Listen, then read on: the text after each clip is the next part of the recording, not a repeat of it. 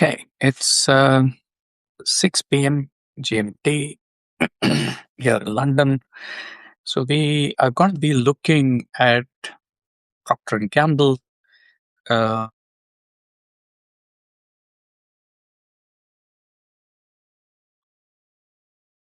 understanding what is happening from the market, more recent earnings release.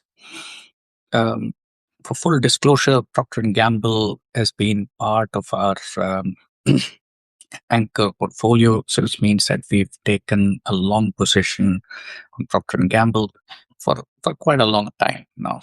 Um, there are a few concerns here, which we will uh, talk through as we go, um, around with respect to the live stream itself.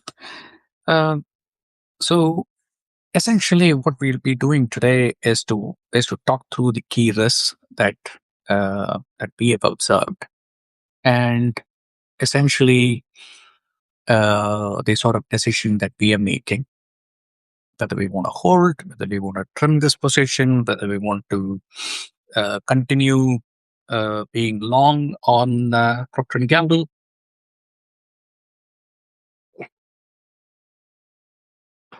That's what we will be, talking through in this session.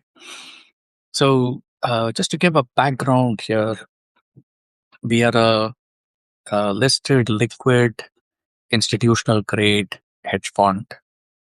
Um, this is based on long short equity. So we take both long positions for short positions on global equities. We look for mispriced balance sheet resilience. Essentially, companies that are solid performers, but the market does not value them enough. So we take long positions on those. Those companies that are overpriced in the market, we tend to take a short position on those. Right? That's how we operate. Uh, we use what is called as a capital preservation floor, and that's currently set at a 60% annual return. So our goal is to target about 75. So we can go as low as about 60% um, annual return. So in order to meet that, it is very, very important for us to ensure the quality of every stock that we portfolio. And as we all know, it is a portfolio that wins, not necessarily a specific stock, but we'll have to be correct about every single stock as such.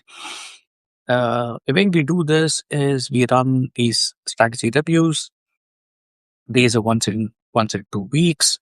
Um, and every 2 weeks is actually one period. So in a year, we have 26 periods, and we take stock of whether we have to make any changes, whether we hold the positions as is, what we observe in the market, etc.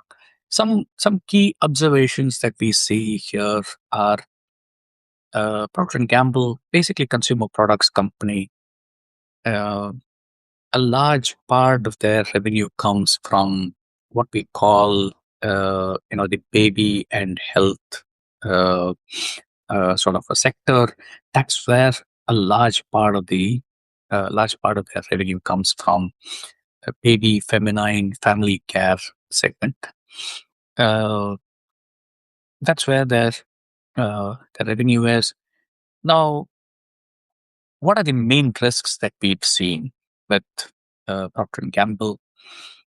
Given that it is an anchor position, we watch that very closely, not just from the perspective of whether they meet their top line targets. We want to understand how is their long term trend is, right? Now, a number one concern that we have is organic growth. It's kind of flatlined essentially. 0% organic growth, and there's actually a 1% volume decline. So it shows us that